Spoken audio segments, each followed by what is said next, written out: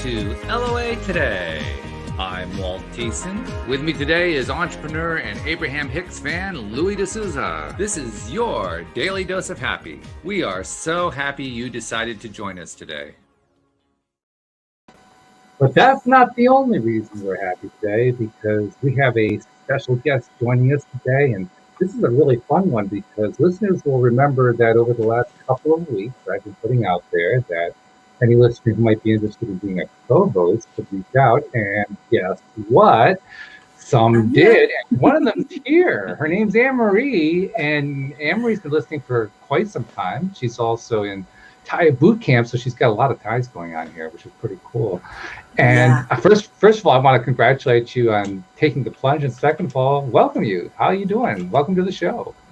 Thank you all. I'm so excited to be here. It feels very bizarre considering I've been watching you guys for so many years, but I'm doing really well, thank you. How are you? Very good. Doing fine, thank you. Doing very well. It's going to be kind of fun to actually have two people from the UK as my co-hosts today. So, I mean, that's pretty exciting. And what we're going to do is get to know you a little bit today and see if everything fits well, see if there's any issues or if everything just works out great. And if it works out great, you may even be coming back on a regular basis. That would be amazing. Wouldn't that be something? Yeah. So, Anne-Marie, meet Louis. Meet Louis. Oh, actually, Anne-Marie, you already know Louis. You've been listening to Louis for years. But Louis, meet Anne-Marie. And and the cool thing about Anne-Marie, Louis, is that she was one of the people who sent in email back in, I'm not sure exactly how far back, asking for help, and we were able to give her help. And one of the things that you've mentioned to me often is, wouldn't it be great if we could have follow-up conversations with somebody that we're helping? Well, guess what? You just got your wish, guy. How about that? There's law of attraction in its greatest form. Absolutely. Do you remember the question and the answer, Anne-Marie? I do, because it was quite a time. It was the end of last year, and my husband had been made redundant. And I was trying to keep a positive mindset, but I was struggling. And it was just some advice on how to keep strong, how to keep powering through, and not to, get too overwhelmed by what could happen if, and have the bad kind of side of things that come in your head. So, and you guys you literally dedicated the whole show to my question, and it was so calming, so wonderful. It kind of reassured me that a lot of what I was doing was the right things. But there was a few other tips and techniques in there. It was just perfect. And I just watched it and I was just like, a whole show to myself. I want more of those. It really did help.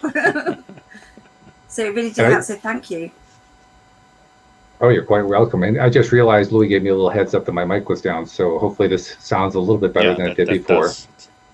Yeah. We have a lot of trouble with that here on the show. For whatever reason, there are some of us, we just kind of disappear into the woodwork and we never get heard from again. But it's all part of dealing with just, the usual kind of consumer electronics we deal with. But yeah, that was really cool, though, that we were able to help you out like that, Anne-Marie, and that, it made such an impact, apparently such a positive impact. You actually weren't scared away from coming on the show. That's actually, that's like an achievement all by itself, not to scare you away. I don't know if you realize that. No, it was honestly, it was reassuring, and literally, it was so reassuring. And literally within weeks, my husband had got offered a job, and everything worked out absolutely perfectly. Brilliant. Nice. And it's nice to sort of hopefully be part of a show that has that impact to people, because it really did help. I think we both know exactly what you mean, because that is part of the reason we do this. We do this obviously because we like doing it. That's primarily number one why we do it. But having the ability to help somebody else while we're doing it, that's like icing on the cake. That's the candle on top. That's where the wishes come true, which is pretty cool. So anyway, you got to give people a little bit of background about who you are, so that they know something about you. I mean, you're from the UK, so they know that much. But what else should they know about you? What should they know about me? I am a mum of 2 young children. One's 9 next month and one's 5. So another reason why I like watching Louis is because he has his kids involved, and it's something that I like to try and share with my kids, just little snippets. But just to help them sort of navigate their way through situations as they grow up. So yeah, I'm a mum, I'm working. I don't really know what else to say. I'm literally just into law of attraction. I've just been through Thai boot camp. I graduated about 4 weeks ago. Congratulations. Thank you. It was a journey, but it's just literally the impact's massive, which is why it's quite funny when I look back at December when you guys were answering my question and it feels like a completely different person. Wow. You've been doing some serious work on yourself. Oh, I have. Literally over the years, when I first started joining Thai, when I first started watching LOA Today, it's because a life coach that I was working with joined as a presenter. So I was starting like those years ago, and then it's just grown and grown. And this podcast gives you a lot of knowledge on it. Well, then we're doing our job. It really helps. Absolutely. Well done. We got it right. Yay! Because that's what I consider to be the cherry on top for me on an ongoing basis. I have said this many times on the show before. I do the show primarily because I like doing it and because I want to learn about a lot while I'm doing it. And of course, I learn from the best. I have all these wonderful co-hosts who know all this stuff a lot more than I know, and it works. It pays off. I actually have learned this stuff. And then I guess there are two cherries on top. The other cherry on top is that the other listeners who are tuning in are learning along with me. So it's a great win-win kind of a situation. Now, there's another thing that's kind of cool about today because both you and Louis have something in common. You are both listeners who came onto the show. And there's only three of you who have done that. You, Louis, and Amy are the three who have done that. So you are part of a groundbreaking crew. I just wanted to let you know that. Well, we're pretty okay. awesome. We know what... Sorry. I listened to one show and I immediately emailed Walt and I said, "Hey, I'd love to be on it." Didn't waste. What was it that attracted you? What was it that attracted you, Louis? I just wanted to talk to people about it because I know a lot, so I like sharing. Yeah. It's very simple, nothing complicated. and let's just say his entree was a grand slam. He did a show with me and Joel Elston. And after the show, Joel said to me, "You got to find a spot for that guy. He knows his stuff." So, I mean, you get an endorsement like that, it's kind of hard not to get the job. Yeah, I love Joel. Oh, he's fabulous. He really is fabulous. We're going to have him back on the show at some point. The hard part is just matching something up with his schedule because he's just, I almost said it the British way, didn't I? Because his schedule is so crazy that trying to find a spot in it is just, it's like, trying to win the lottery. I mean, that's really outside his schedule. It's just crazy. But we're going to get him back on. It's just a question of finding that right time. Little law of attraction. We'll just put it out there. That's what I keep doing. And we'll find it. It'll come. I know that he wants to come on, so that's good. But let's talk a little bit about what you've been learning recently. Because like you said, Amber, you came through Thai boot camp. And one of the things that I've been trying to make a point about, but I'm not sure it really is clear, you don't actually get to graduate from Thai boot camp unless you reach your goal. Because everybody who comes into Thai boot camp, they have something they're trying to achieve. Maybe there's something they're trying to manifest. They're trying to do a particular kind of growth, something along that line. And so you must have gotten there. You must have achieved what it was that you were trying to achieve when you went through. So if you want to share, what is that? And either way, what happened that made you feel like you actually got there? Is there a story you can tell about that? Well, it's not necessarily just reaching its goal.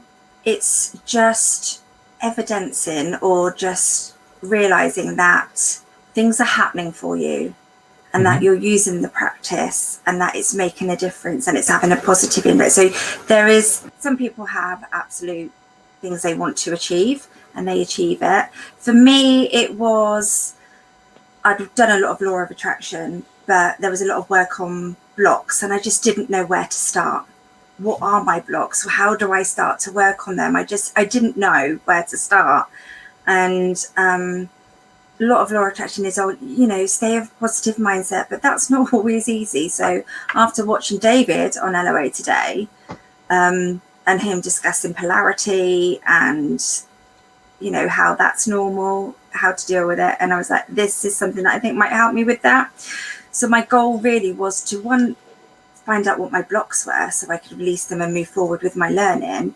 But also I feel over the last year with COVID that I lost myself, you know, suddenly working from home, having 2 children, homeschooling, trying to juggle everything, not having my support system around me. And I just felt like I lost myself. So I wanted to find myself again, really. I just wanted to get my daily practice, get that motivation back, find out what my blocks were, and just so I could move forward with my life. And hence the reason why I'm here, because I've done that work. I've found blocks, and blocks are still coming up, and I just now know how to deal with them. And I push myself out my comfort zone. Yeah, that's really the most important thing. I mean, you can go through something like a Taya boot camp and learn some good stuff, but if you don't turn it into a lifetime practice, it's almost like you wasted your time. And what you just said makes it clear. This isn't just something you just did, you know, for the spring. This was something that was. This is like a part of your life now going forward, doing these daily practices. And that's really a potent thing. I mean, Louis has been developing some practices over the years. Louis has actually done some of the most interesting practice development of anybody I've ever met. I mean, we've talked about it a lot here on the show, but he not only develops his own practices, he actually names them, which I think is pretty cool. I mean, he started, like, for instance, when you started off with the idea that the most important thing was what you ate, and then what you drank, and what you breathed, and you worked through all those steps. Every one of those, you basically had given a name to what each one of those sets of practices was. And I think it's, first of all, amazing that you developed those practices, and second of all, that you named them. That's really mind-boggling to me. But when you were going through all that stuff, I mean, you weren't treating it, well, I don't know, were you treating that like a boot camp, where you're doing it as an intensive? That's really what a boot camp is. You're just intensively diving in. Well, if you want to understand whatever you want to achieve, it's a want. I mean, if you break it down to its simplicity, it's a want. And from the age of 8, and I've said the story 100 times, I don't know if Anne-Marie's heard it, but the age of 8, I said to Mom, what is truth, love, and God really about? And she went, huh? And I knew that I had to find it out for myself. So that desire within me to understand life is paramount. To me, to go through life not understanding or getting some clarity or idea of what the reason for being here is just a complete waste of time. You're just wandering around, bashing your head on different walls and not knowing where you're going, what's happening. So to me, that was a primal, important question, and it has driven me through all these steps with ease, simply because that has been my driving force. I've wanted something, and all the bits and pieces of the puzzle have been knocking on my door, and I've gone through them step by step. So rather than an intensive, it was more like a marathon then? No, it was just a fun journey. I mean, No, it's a fun journey. Okay, I'm making too much of it, I guess. Well, let's say when I was in the religion aspect, it wasn't, because I was really pushing against things I didn't like. Belief structures that I didn't agree with and all the rest of it. But once I started realizing that I had the freedom to choose what I wanted to believe, based on a belief is a thought you think often, then I just ran with that. You know, it's very simple. You always make it sound very simple, and then off the air you tell me about all the things that are complicated. I can't get you to do it on the air all the time. Well, Walt, you know, I've had such a terrible day. Let me tell you about it. Actually, he's never done that off air, folks. Not even close. But it is funny how it all breaks down to something that's very simple, and yet we've done over 1,500 shows on a very simple subject. So even the most simple subject can be quite complex because there's so many aspects to it. The idea is it's simple. It's not necessarily easy. It's not easy necessarily to apply because we, like Anne-Marie was discovering, we trip ourselves up. We create little blocks and resistances, or big blocks, or massive blocks, and then we have to learn how all that works, and then how to get through them, and all that kind of stuff. And all the while, it's just one simple thing: law of attraction. End of game. It's amazing how something simple is so challenging. So, okay, you were going to say something, Louis? I'm just kind of battling. Oh, here. no, it's a little more than the law of attraction. As you know, Abraham Hicks, when they explain it, it's they do fillers. So there's a bigger picture behind it all. It's not just the law of attraction. So, okay, now that you've teased us, give us a little bit more on that. Opened the Pandora's box. What That's are the right. other things? So you were non-physical before you came into the physical universe.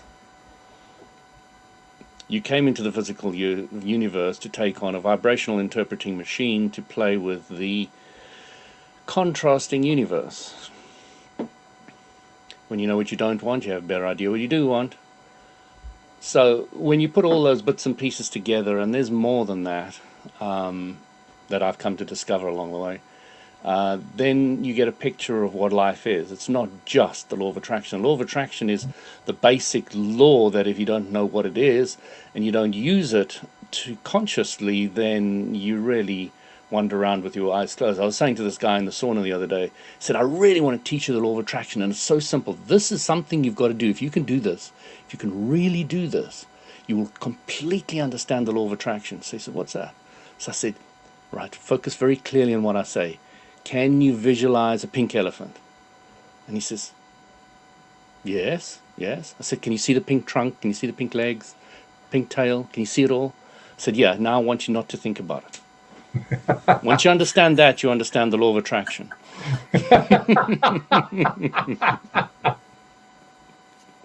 Okay. What was his reaction? I'm just curious.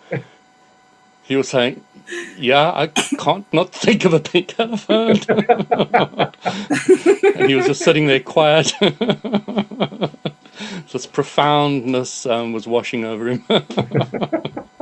But, it really is an accurate point. When you say no to something, you're saying yes to something you don't want, which is the basic principle of the law of attraction. And when you kind of get that, you start realizing how to massage your life in a more focused and clear way on what you want and not what you don't want. And then you start moving forward clearer, etc. So.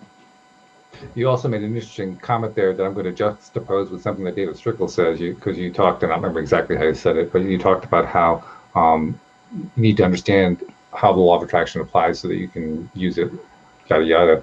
One of the things that David Strickle said to me recently, I think he's actually said it in groups and so forth, is that he doesn't really talk about law of attraction anymore for the same reason he doesn't talk about law of gravity. He says it's kind of pointless to say you're going to walk down the street and apply the law of gravity. It's there. You just don't even have to worry about it. As Abraham Hicks points out, when you walk out your door, you don't float upwards. That's right. I love That's that. Exactly. Yeah. So we've talked about applying LOA a lot here on the show, but the fact is applying LOA is kind of a silly concept because. But being aware of how it works, I think, is utmost important. Why do you think that is of utmost importance? Because otherwise you do not understand when you're saying, I don't want cancer, why are you getting more cancer? So it's basically akin to understanding the rules of the game.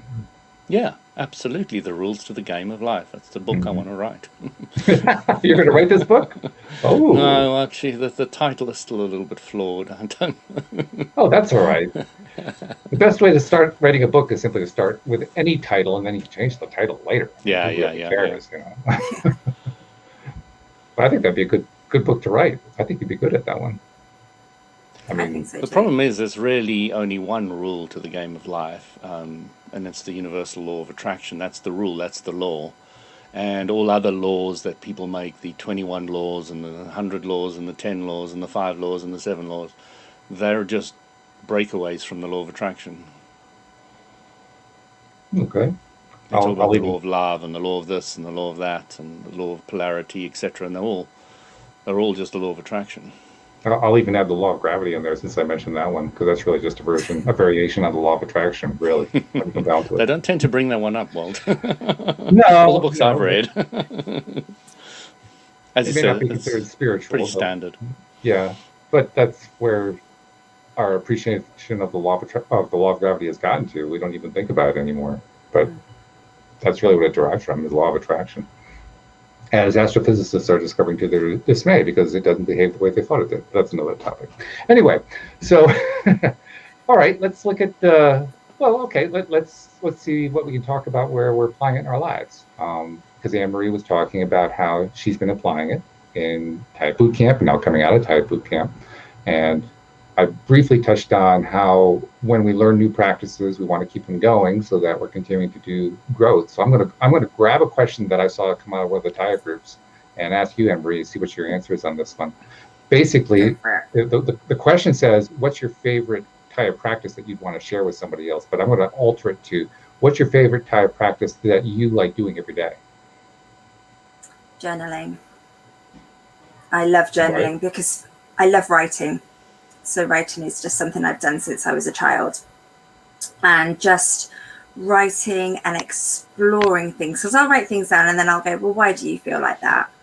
What's that about? And then I'll literally explore it, and like 4 pages later I've got to my conclusion, and it's just a fascinating thing to do for me, and I just find it quite therapeutic.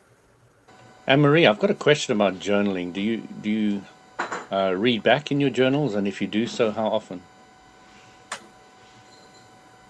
I don't read back. I may read back what I've written that day, but then I don't tend to read back. I've not had the need to yet. So the point of writing it down for you is... It's literally like having a conversation with myself. But just by writing it and exploring it in writing just makes it more fluid for me, because that's just how I like to communicate, because I love to write. So, and it kind of sticks in my head more when I write it down. And to be fair, if I haven't got pen and paper around, I'll still kind of do it in my head. I kind of journal in my head, okay, and have a little mad conversation with myself, but it works for me. That's very cool. I'm in kind of a different boat where journaling is concerned, because I've often liked to write about all kinds of stuff, but journaling was never one of my favorite things to do, and it was actually one of my biggest challenges entering the Taya boot camp. I knew I was going to be, and there was a piece of me that said, oh, do I really want to do this? I don't know, but I went through with it.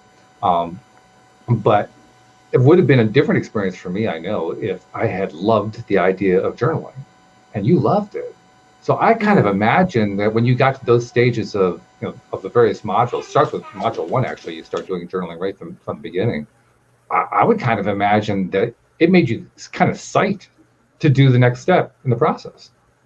Yeah, absolutely. And it was just, like Louis said, I did occasionally sort of like go back and catch a page and I'll read something. It's like, whoa, I don't even remember that feeling, or, what I was exploring. But yeah, it really sort of helped me sort of get through, because my ego struggled through boot camp. It didn't want to believe anything. It didn't want to go forward. It wanted to stay happy in that little depressed place. But obviously we didn't want to stay there.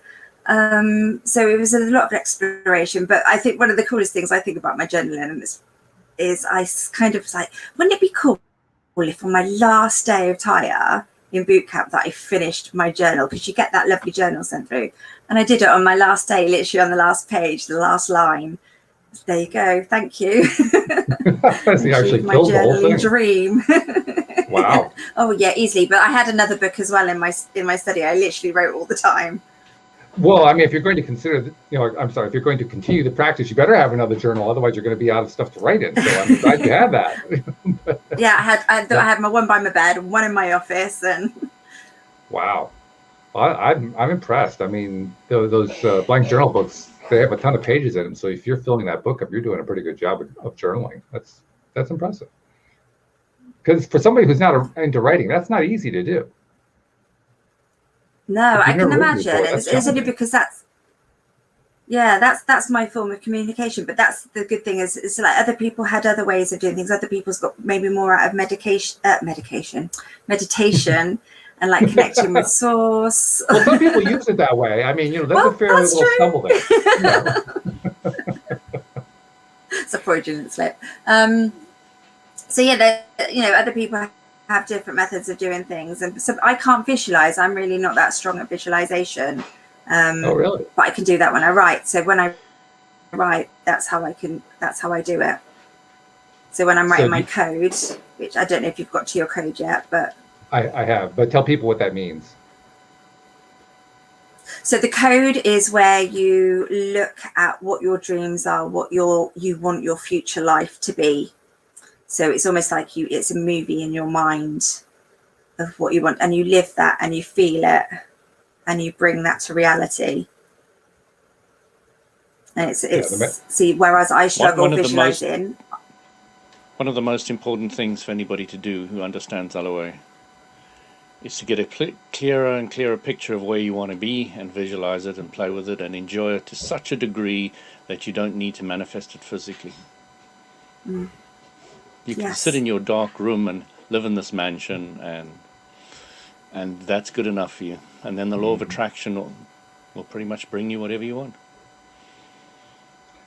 The reason it's called code, of course, is that it's similar to, say, what a computer programmer does when he writes code. He's basically writing the code of his program while you're writing the code of your life. So that's why it's called your code. But it's also like programming in another sense, too, because you want to make sure that your code actually works the way a computer programmer does. Because a computer programmer, as he's writing the code, or as she's writing the code, they'll run it, and then they'll find that it just kind of breaks at one point because they actually didn't think that part through clearly enough and express it clearly enough in the code.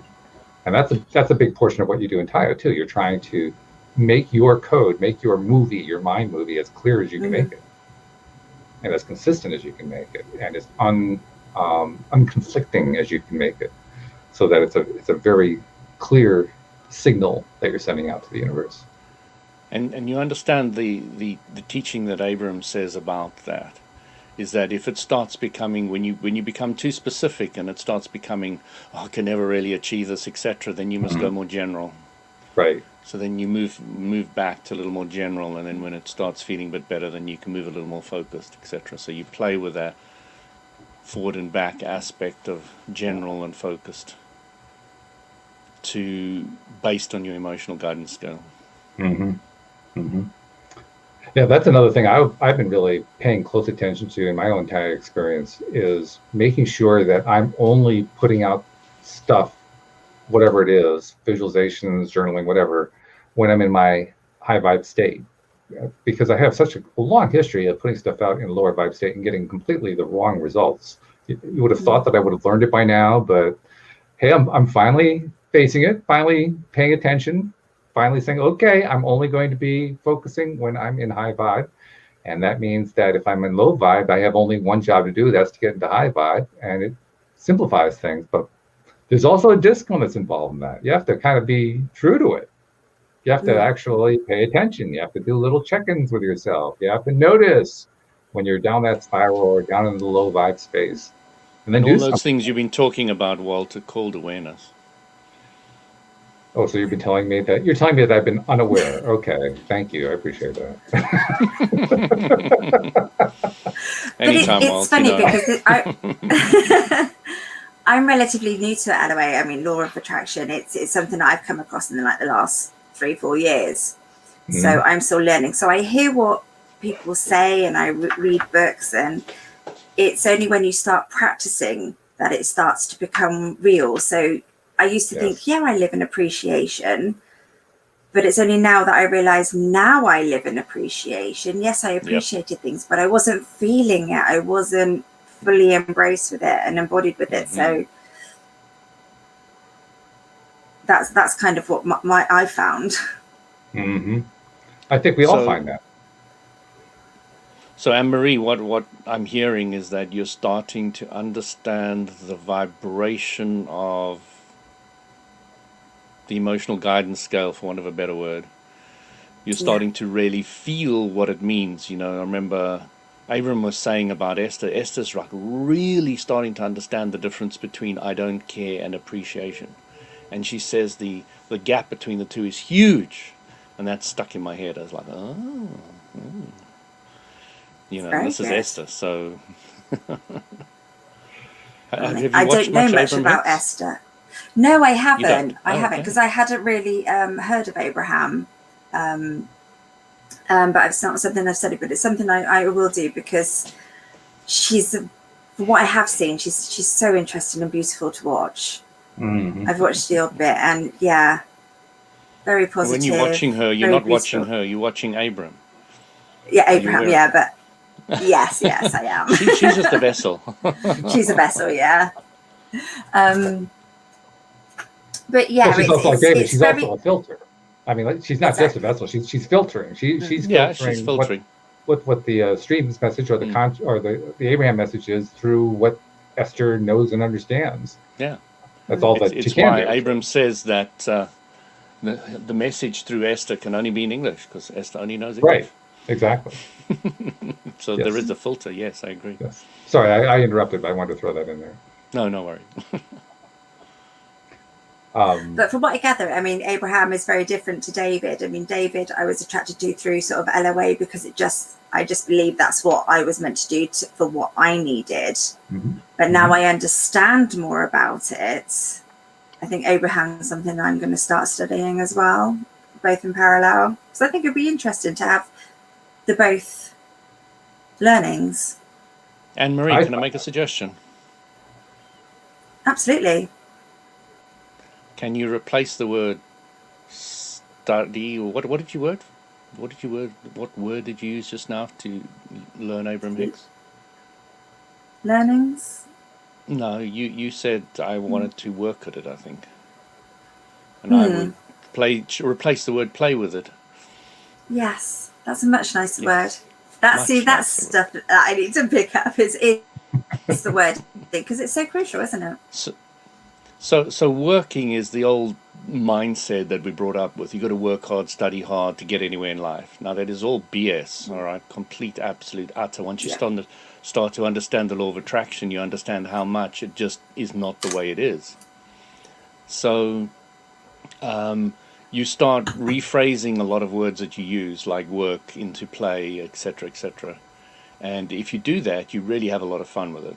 You really don't feel like it's work. You don't feel like you have to put effort in to do it. And it starts becoming something you really want to do. As I explained to Walt in the beginning, I mean, many years ago, I used to listen to thousands of hours of Abraham Hicks, and until I was completely clear about the understanding of their philosophy and the concepts behind it all, and seeing how they related it to different people's problems, which is the huge advantage about Abraham Hicks. They've done the same thing for 35 years, just taking different people's problems and putting the same parameters in it and showing them how to move forward. And it really is an incredibly simple philosophy. It's incredibly simple. And it's of great value to anybody who wants to understand and move forward and use this life to a greater potential. And everybody's talking about it in their own way, The Secret and etc., and Strickle, etc. So everybody's using the similar understanding and clarity to like we're doing on the show, is to bring it to people in a different shape and a different form that'll appeal to different audience. And so the more and more people start understanding and learning and growing. But then again, that's not my goal. My goal is knowing that nothing's wrong and that everything's okay. So my goal is just to enjoy doing what I always want to do, and that is share this kind of information. So along the way, I'm just trying to give clarity, and it's often clarity is more for myself than for others. And I just enjoy it, and when I'm sharing it, I'm just so passionate about it, and it comes out. And it's all fun for me, Yes, it's all about the fun. That's really interesting, because absolutely, it was definitely fun. But something that we had a summit with David, and one of the things is that I took out of it, and I literally bubbled it, and it was like, stop being so serious. And it is, I do have to remember to have fun with it and to play with it. And I'm just like, I really need to learn. So and tell all me, you're doing Anne-Marie, is what's hammering, so and you're putting all these serious? blocks What's in. so serious? Tell me what's so serious. Nothing is serious anymore, but it used to be like, oh my god, I can't say that, I can't do this, I can't think like this. Oh no, I'm feeling really down and something bad's going to happen, and then just literally, oh no, I'm going into this panic mode, and just take it instead of just relaxing and then just enjoy the moment and think of like things that you have fun with and just sort of get back into a good space. But I literally just used to go into panic mode and deer in headlights, and just remembering actually life's quite a good fun. Let's enjoy it. Absolutely true. It is remarkable. And then that too, changes your entire life, and it'll also affect your kids and a partner, etc. So I'm finding that. Being aware of that, and being detached enough to let them go their own way. Yes. Okay. You guys must all understand the law of attraction, and this is the way to go. You must believe what I believe. Otherwise, you'll never. Yes. Okay. That doesn't fly. All right. So I was speaking to somebody the other day. Meanwhile, parents all around the world are going, Yeah. Well, I'm just thinking my kids don't even tidy their bedrooms, let alone think what I want them to think. Yeah. Well, there's a huge advantage to that letting go aspect. But what you start realizing is that you become the product of the product. And then they say, "Ooh, I want some of what you're getting," and then they ask you. And that's the natural progression of how it should work. I was speaking to somebody the other day, I think I mentioned it on the last podcast, but I don't know if Anne-Marie heard it. But I was saying, I was to some of the moms, for my 5-year-old daughter, we went out for coffee, that I was rather anti-vax. And she said, "Oh, I'm really for vax." And then I turned around and said, "I'm really happy you're for vax. I'm very happy you're clear about what you want and where you want to go and what you want to do. What I'm not happy about is when people take their belief structures and start to enforce it on other people. When they say, I'm right and you're wrong, and you must now have a passport to do this, and you must have a restriction to do that, and you mustn't do that, and you must do that. So you've got to take on my belief structure. And when that happens, you start war. That's the beginning of war between nations, religions, philosophies, vax, anti-vax, political parties, etc. So when one group of people start enforcing their belief structure on another, that's where the war starts. So you've got to be really relaxed about letting your kids, your family, your loved ones, etc., believe what they need to and want to believe at that moment in time. Absolutely. And that takes quite a level of detachment and just letting go and, c'est la vie. Yeah, I mean, I just try and view it that what their experiences, what their learnings are. I mean, I could tell them everything, what they take from that. I mean, I listen to many things, but what I take from it is what I take from it. But we have conversations now, as things happen at school, which we're like, oh, this is happening. I'm like, okay, so again, just trying to explore the fear. So what's the worst that could happen? And what do you want to do? And we just explore things in a different way. But my eldest, my goodness, her manifestation is just, she gets free stuff wherever she goes. So I'm saying to her, I keep saying to her, you're really good at manifestation, because I'm like, I want to lock that in there. You're really good at manifestation.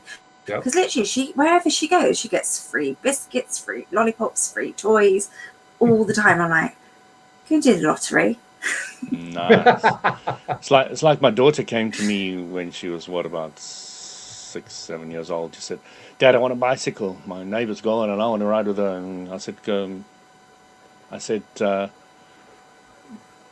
go get one." She said, "What do you mean?" So I don't have the money. I said, "Go get one." I said, "Visualize it. Visualize that you're riding it, enjoying it, having fun on it."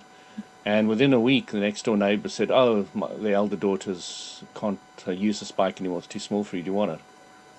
And at the end of the month, a friend of mine was leaving for America, and he said, "Oh, I've got a spare bike. Does your daughter want one?" And it was slightly bigger than the last one. So within a month, she had manifested 2 bicycles, and I hadn't paid a cent. So now I need to learn that. This is the kind of information that your child needs to learn. Oh, I don't have to go to mommy and daddy to get something. I can manifest it myself. It's a very important lesson. Well, I do say to her, it takes a lot of the stress away from the parent as well, having to supply everything.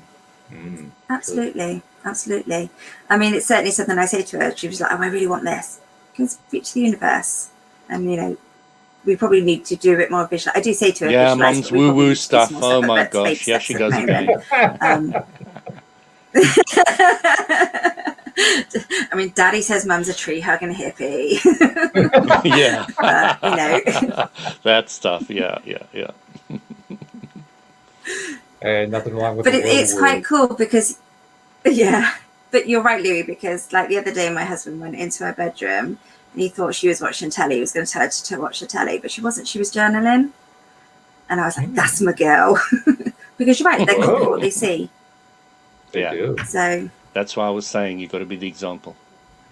And if they like it, they'll take it on board, and then there's no pushing and pulling. Well, I think you're actually the example, regardless of whether you plan to be. What you're actually advocating is become a conscious example. Be careful of what your example is. Be certain of what you want to be providing as your example. Yeah, because that's what. But that's the thing about what I life learned is to it go gives you an endless amount of chances to fix things, isn't it? Mhm. If you're alive, you've got another chance. mm, If you're dead, Very you've got true. another chance too. But no, we don't Absolutely. quite know that. But Yeah, we just don't see the connection between the two instantly, but that's all right. Something you said, Louis, I wanted to bring it up, and I don't know if I can turn it into something controversial, but I'm going to try anyway, just because it's fun to be controversial. You made mention about how I don't even remember what the topic was, but how you didn't want to have somebody else trying to push their idea on you, that kind of thing. And what it cued in my mind was something that the stream talks about, which is you really want to learn to appreciate everything, including the things that rub you the wrong way. So I'm curious about that. On the one hand, you expressed something that I know I've expressed. I'm sure many people have expressed. It's not a good idea. I really am not happy if you're trying to push things on me. On the other hand, I'm also trying to learn to appreciate it. I'm wondering what have you found in that contrast, if you will, that struggle to. Whoops, you just went blank there. Your microphone isn't working. But what have you found in there that enables you to both appreciate and to say at the same time, no, thank you, because that's what you're really doing, right? yeah, no, I'm just trying to get my distracting daughter out the room, and I'm muted on that. So you're appreciating it as you're doing it, right? So we're getting right to the crux of it.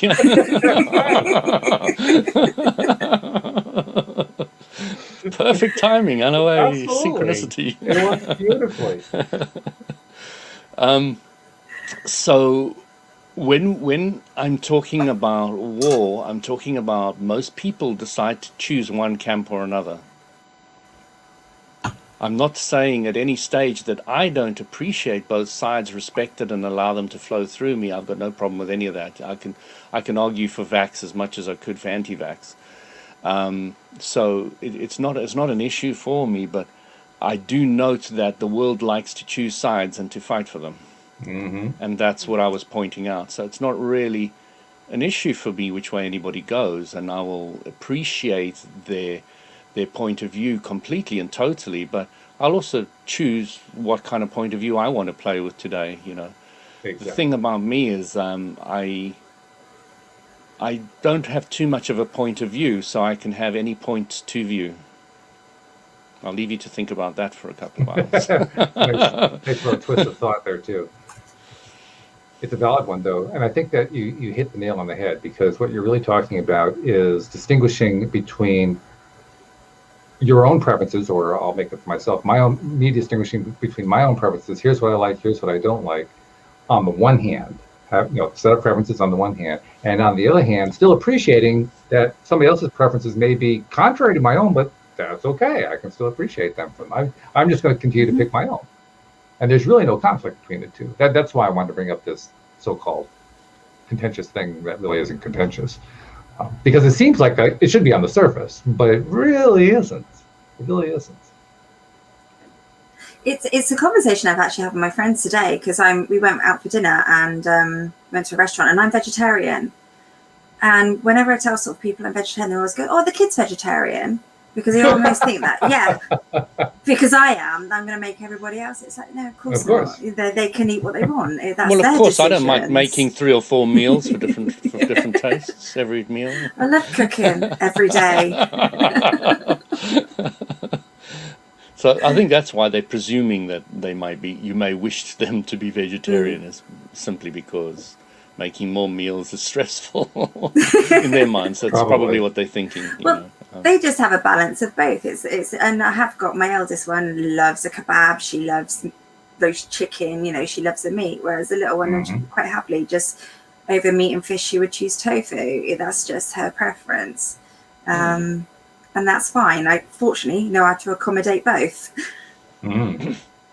We had some vegan people around for a barbecue yesterday, and it was quite interesting. My wife was so excited because she made veggie burgers and vegan burgers and this and that, and we had a lot of things we don't normally have at a barbecue. Now our repertoire of what we can have at a barbecue, because we all like the different things, is now massively enhanced. So to us it was a huge boon. Well, that's the way to look at it, because if you decide that it's all a bad thing when, oh my God, I'm not into vegetarianism and now I'm having to eat this awful veggie burger. Ugh, I can't stand this. How can anybody eat this junk? I mean, this is like eating weeds, for goodness sake. You get into that kind of a mindset. Well, I don't even have to describe it any further. You're in the mindset. You're already on the way down the spiral. You're in a really bad place already, and it doesn't even matter what you're talking about anymore.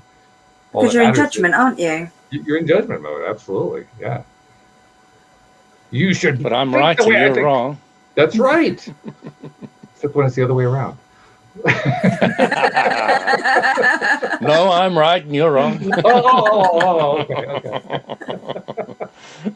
Well, I'm glad we got that straightened out. It's funny. I had a conversation like this with my sister the other day. She's trying desperately. No, that's my sister. She's sister-in-law. Yeah. She's my sister-in-law. No, this is my sister, PJ. She's very much into the conspiracy theories about where the coronavirus originate. And I'm trying to express to her, I really don't care where it originates. It doesn't matter to me. It doesn't, does it? It's done. Walt, if we know where it came from, we can stop it happening again. Where's your problem? Why can't you see that logic? That's simple logic. Okay, we are judging them now, though. Well, that's an interesting word that you choose there, because on the one hand, I could make the argument that I was judging, and on the other hand, I could make the argument that I wasn't. And Walt, you're not allowed to become like me. Is that what I just did? Oh my goodness! The student has learned. Yeah. Look at his face. Oh, it's so funny.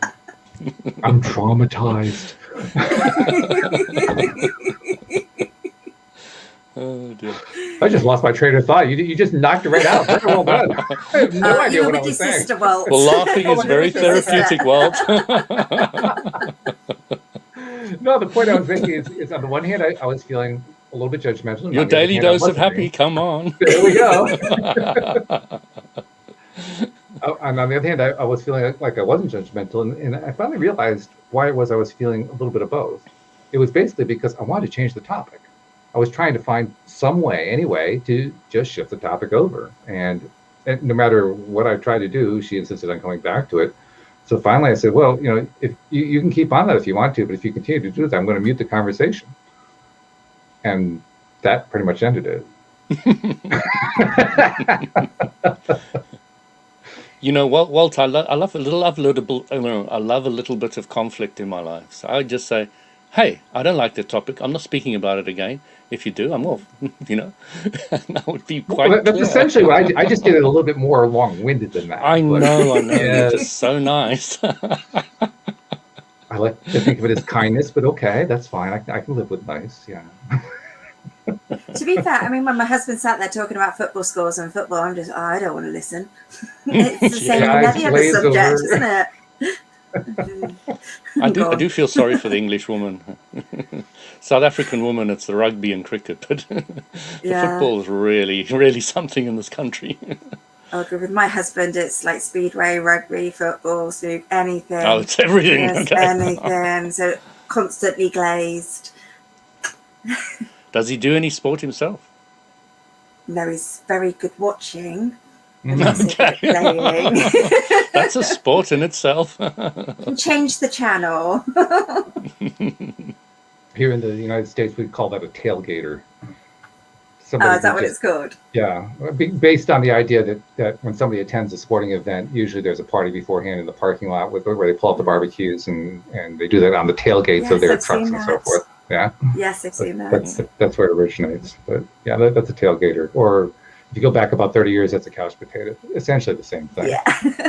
Just different venues is all. Yeah. Well, I was going to say he's even been to America to watch the American football. So Okay, so there you go. Well, actually, from what I understand, that there are American football exhibitions in the UK, so he doesn't even have to go to America for it. He can just wait for it to come there. I mean, I'm just glazed over, Walt. that's right.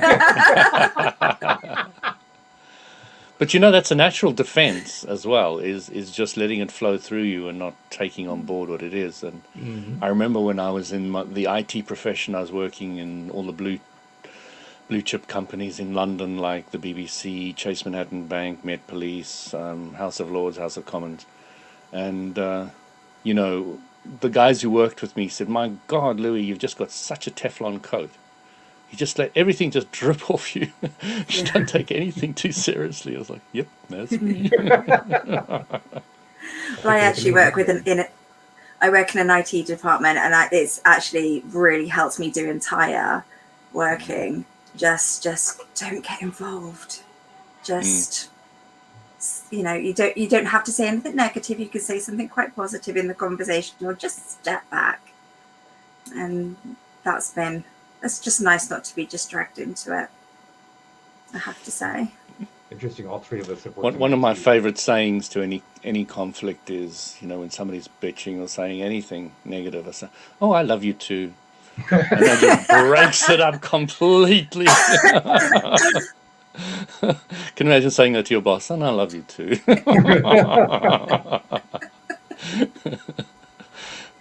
It definitely has a great effect on easing things out. I was just noticing that all three of us have a background working in IT, and it made me flashback to the last time I was actually working in an IT job, which was about 20 years ago. And in that job, there was a phrase that was on the bulletin board of our little our floor was divided up in, like most floors, was divided up into cubicles, and there were like little cubicle sections. So each section, that was the Linux section, this is the Windows section, that section is the database section, so on and so forth. And in our little section up on the wall, there was a sign that I just realized was there all along, and it has become something of a cliche in the modern LOA movement. And the sign said, "There's nothing serious happening here." And I'm thinking, that's really interesting. I hadn't made that association before. I had that as part of my subconscious programming long before I knew what the law of attraction was, long before I had any clue about how any of this stuff worked. And yeah, that sign was up there. It's pretty cool. So That is cool. Two things. Not just that the sign was there, but we all have an IT background. That's pretty wild. I don't know why, but it reminds me of something when I was in university. They were building a new library, and there was this huge construction going on, and this huge barriers all around. And I really appreciated the construction company because they put huge signs around the barrier saying the inconvenience is temporary, the improvements are permanent. Yes. Like it. Very, very good. I like that. Yep.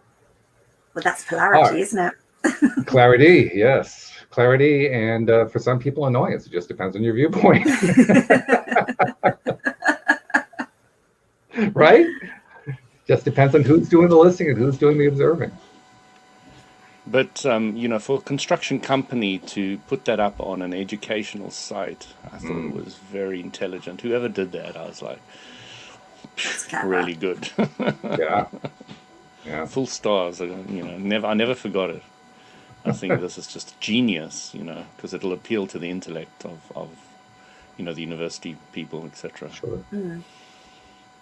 It's funny how there's all these overlaps in life like that. They come around a lot more than I think we give them credit for. And again, that's law of attraction at work. You know, you have a certain focus going on, and it brings in other stuff of the same kind of focus. That's just part of it. But I think it's also fun. I think and I say that just because I think it's worth celebrating. I don't think we notice it enough, and I don't think we celebrate it enough when it happens. So I think it's cool to notice that. I think it's cool to bring it up. I think it's cool to just get excited about that kind of thing. That's just one more way to appreciate.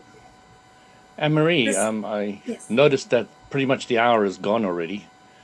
But I wanted to ask you a lot more questions about yourself, but we have to probably leave it for other days. Well, you can get in maybe one or two more, and that's about all we got time for. But we could do that, depending on how long the answers are. Have you ever, at any stage of your life, I like asking this question just because it was my experiences. Have you ever asked yourself in this life, what are we here for? Why are we going? Where, all those kind of things. And what age did you kind of become aware that you were asking those kind of questions? Oh, I'd say I was pretty young. I was a very serious child. And I used to sort of wonder, why are we here? What's going on? What's my purpose? And you know what? I mean, I'm in my late 40s now, and I still say, I'd love to know what I want to be when I grow up.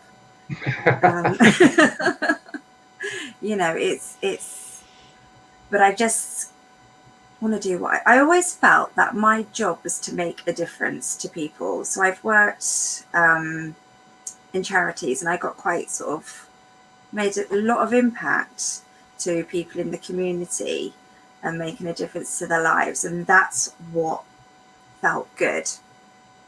And then I had my second child, and I took some time off work, and I decided I didn't want to go back to that. I wanted to kind of focus more on myself, which is what I've been doing these last few years.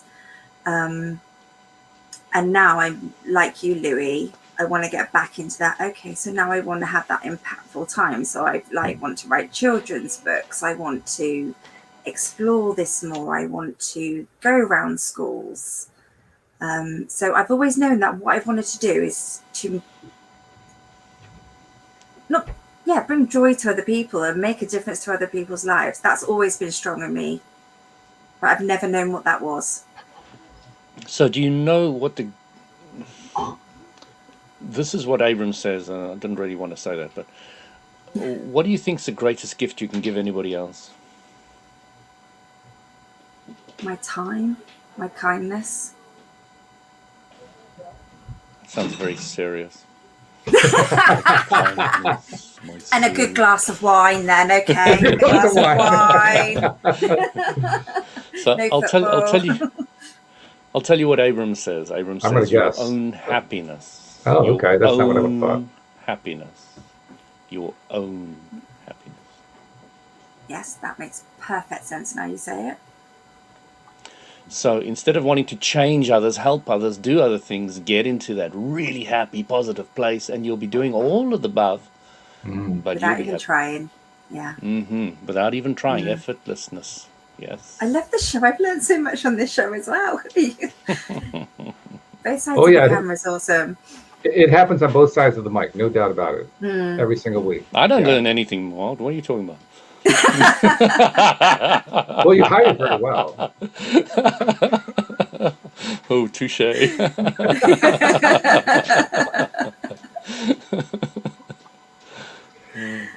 It is noteworthy, and it is fun and fascinating that we're able to take a show like this and just turn it into a learning experience at the same time that we're making it an entertainment experience, both for ourselves and, as it turns out, for people who listen. But that's exactly what it is. And so you've had your first experience diving into the deep here.